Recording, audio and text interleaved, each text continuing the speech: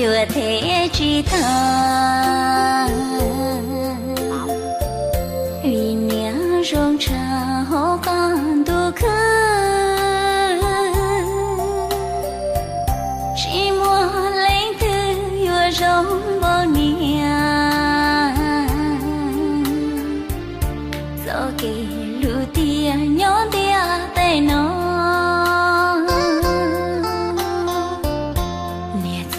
kì lũ lo trả thôi à nia lũ tiền ra ô mua nó ghê ít thì yếu thế chỉ ta cô nia rong gạo có lũ xiên đê đẹp chưa xanh chưa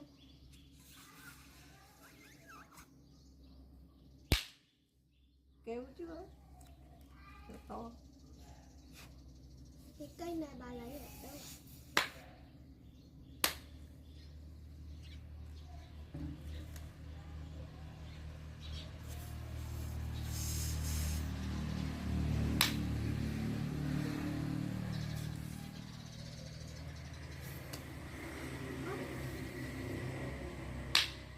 chúng ta thổi hơi vào sau đó chúng ta mới cầm cái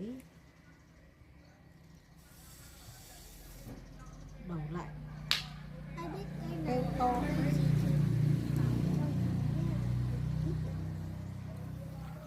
đây cây này nhá đấy cây như này ta hái về thổi hơi vào kêu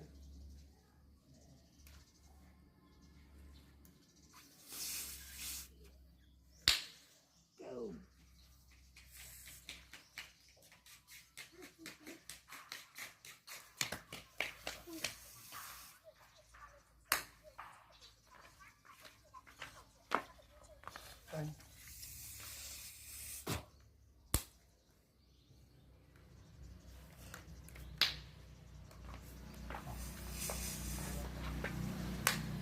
đây ngồi đây làm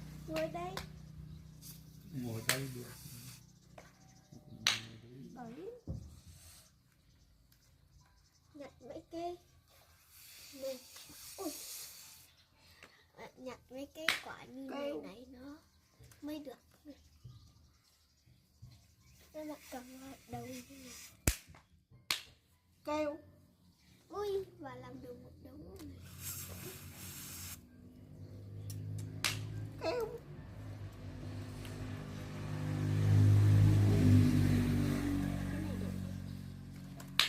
kêu nhớ là phải cầm như thế này bên dưới này nhiều cái đẹp đẹp nữa đây có cái đẹp có cái đẹp kêu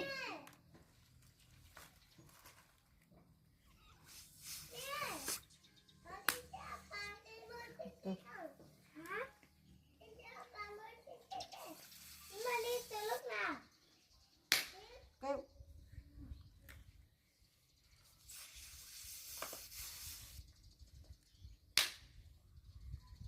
mình nhớ hồi xưa mình cũng có chơi cái này quên rồi mình có đây đây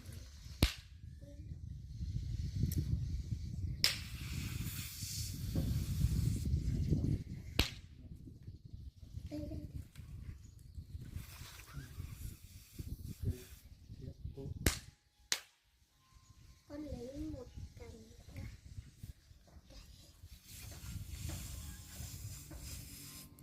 Cành này có quả đẹp này mình xin lấy một quả ra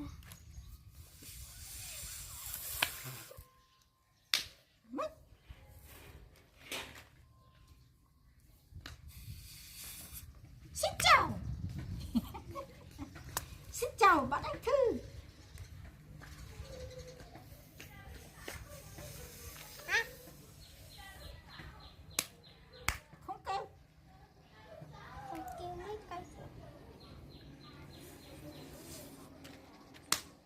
kêu ít. Ui, con không thổi vào nhưng mà nó vẫn to.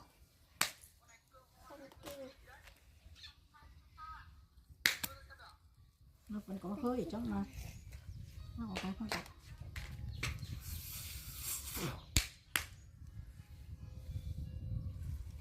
Hay quá.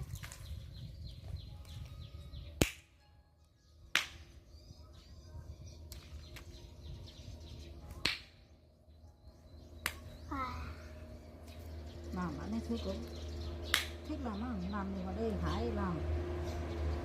Ra đi. Mặt thư hay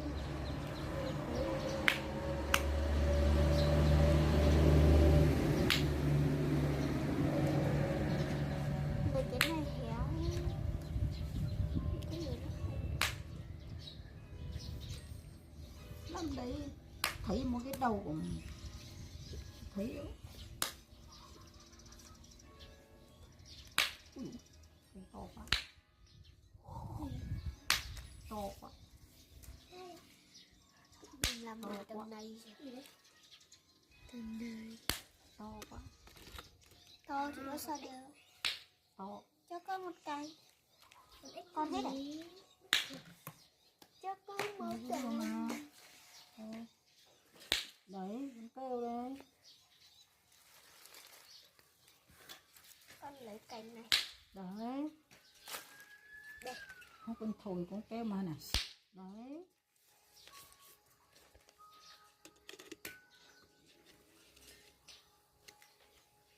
Được rồi. Cái này đi.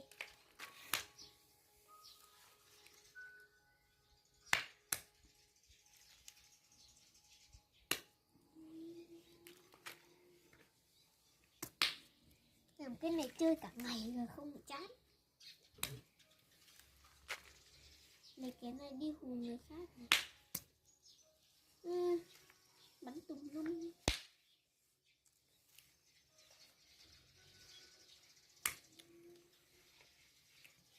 thằng cu của quả mít lấy đất về đủ nuôi của bà rồi, sáng nay bà vừa mới quét xong. Ít đi bảo cô Cô đừng có khư nghịch phải à. đi lấy đất Nhưng mà về. cô còn bắt được cái gì. Lúc đấy đấy bạn gì còn cần đấy. Thằng cái nó thối.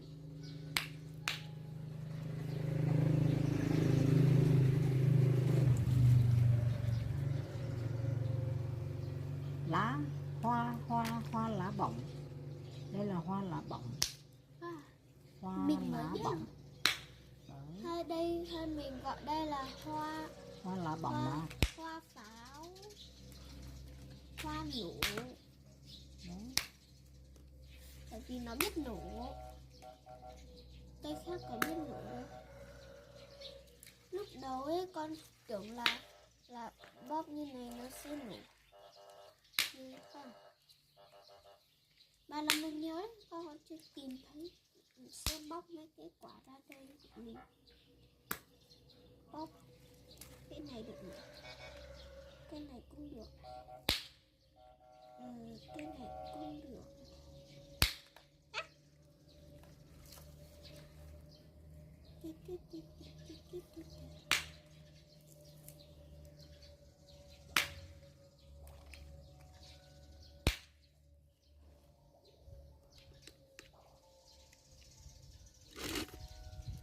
Làm gì đấy?